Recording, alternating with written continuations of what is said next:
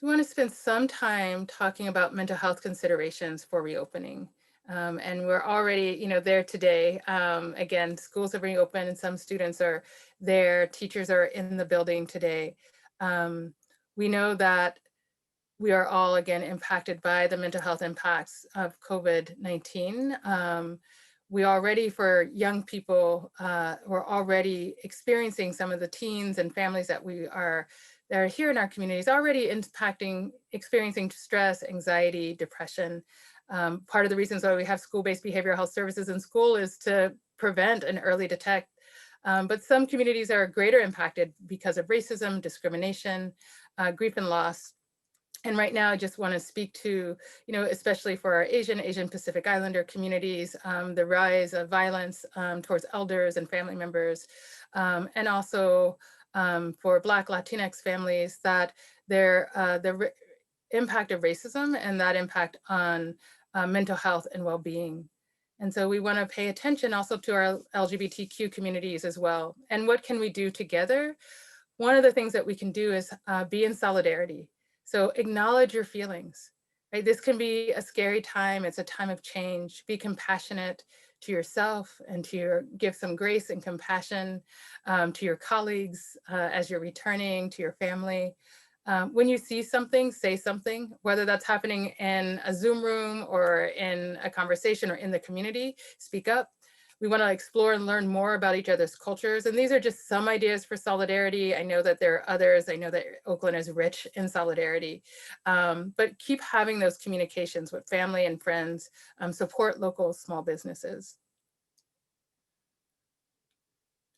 So I want to talk right now specifically to teachers and to staff.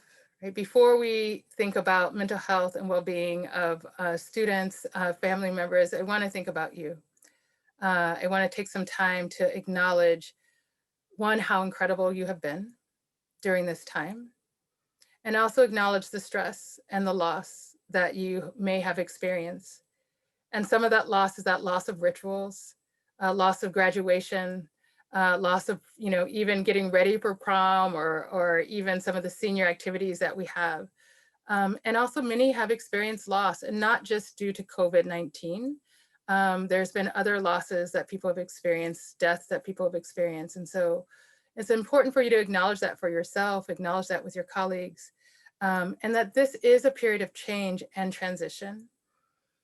I was talking to a teacher friend recently, and they said, one of the things about this time is that there's been permission to not be okay, to really name when we're not okay, and to acknowledge that. And we need to both right now acknowledge to our colleagues, like, oh, these are the ways that I'm doing well, and these are the ways that it's hard at this moment, this transition, and maybe be truth tellers, right? Truth seekers, asking each other and really listening for, how are you doing?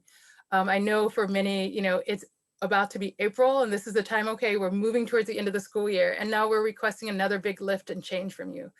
Um, so expect and prepare for social anxiety and social exhaustion. Even if it feels happy and well-being, at the end of the day, you may feel more tired. We haven't, been around that many people. We haven't been in a school building. And so be prepared for that.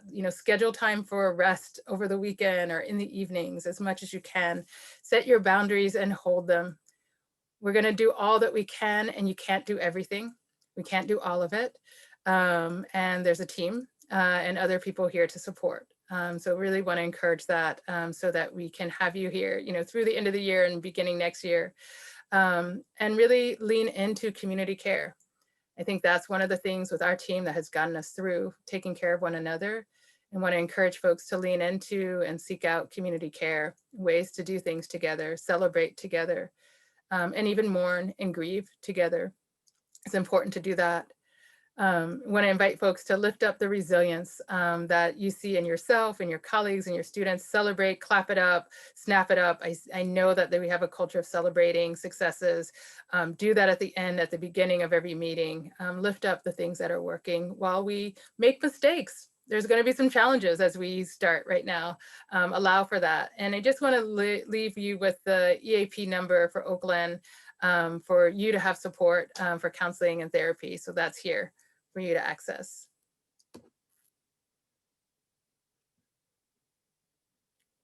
So I know that Oakland Unified School District, that we are familiar with trauma-informed and resilient classrooms. And so this is just a reminder, just a refresher for all of us. I heard even today that there is safety and predictability, right? Orienting, like, so where's the door? What's our procedures? How are we gonna come in? How are we gonna exit? So all of this, as much as we can, create safety, physical and emotional safety, as well as helping people understand, we may not know all of what to predict, but this is what's going to happen today. This is what's going to happen next. This is, all of that guidance, leading as much as we can, even today's presentation, right, will help rest the nervous system, right, will help, people feel a sense of, okay, we might not know the answer to everything, but at least I know what's going to happen in the next 30 minutes. Write it on the board, give them information in many different ways. Have welcome, greeting, we're glad you're back. And for those who are staying at home, we support you. We're glad you're making the best decision for you, right? Validating, make sure that we're including those who are still working remote, doing school remotely, as well as celebrating and those who are coming into the building, right? We want to welcome, greet, and celebrate everyone. Validate all the choices that people are making right now. One thing that helps with our mental health when we've experienced a loss or trauma or stress, we are meaning-making machines. We're always making, what does that mean for me? What would I want to learn from that, right? And that meaning that we make will have an impact on how we recover from that experience. And so here's an offering by Candice Venezuela, which is a ritual for routine. Being able to, and I can put it, send this out to everyone, but creating a place where, it's sanitized, but maybe there's art supplies and people go up one at a time and ask questions like, what has this time meant for you? What did you learn about yourself? What did you learn about your family? What are you looking forward to for this summer? What are the stories? What was start to, school like? So playing a place where people can create rituals, image, drawing, and words, and make meaning out of this time. We talk about this being a time that, everyone's like, well, what's going to happen at the end of the pandemic? And we're not at the end of the pandemic, but we are in a place where we can more safely come together and be safe in schools. We want to encourage people to connect with students and refer. There are people there for mental health services, and we want to make sure support you to connect and refer and be transparent about what's working, what we know and what we don't know. And we know that we're rooted in love and hope, and want to encourage people to continue to express that love and hope. And so just lastly, a reminder of the mental health resources that are available for you: costs, school-based health centers, behavioral health program managers, that we're there to support you. And I know that Barb McClung and her team have sent out information and are already ready with so many resources that they have shared, and just want to reinforce that. And lastly, I want to just encourage people to ground. Right, this is from Daniela, who is a Youth Wellness Advisory Board member from McClymonds High School. And she says that resilience is when we are able to lift up from something that has been very hard. And, from Daniela, we know that as Oakland, we can lift up together. And so I will pass it now, and really appreciate all the Oakland Unified School staff wellness champions. Thank you, Mara, and get to pass it to Dr. Naomi Burdock, or see if there's any questions. Yeah, thank you so much, Ms. Trotter. A couple questions have come up in the Q&A. One is, what might stress look like in students and in teachers? Thank you for that question. So stress can look like anything in your body, right? Clammy hands, racing heartbeat. Stress can break, our bodies can somatize and show stress. So it might be noticing changes in temperature, feeling really warm, feeling really cold, feeling hungry or not hungry, right? Like kind of, oh, I stopped. I'm noticing I'm not eating anymore. I'm noticing I'm eating a lot. So that's, our body metabolizes stress, but those are some of the ways that stress can look in children and in teachers. Really important to know that we can co-regulate with each other.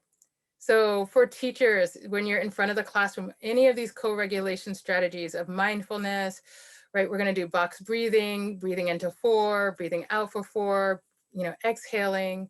So that's something we can do. Having everyone stretch together, holding your hands, kind of cupping your fingers, right? hugging yourself, right? There are many different mindfulness exercises that we will share. But that's kind of, these are, as if you are as a teacher or educator in a classroom, if you are starting to feel stress and you know what that is for you, take a moment and do something that is relaxing for you, and it will be so for your students. Thank you so much. All right.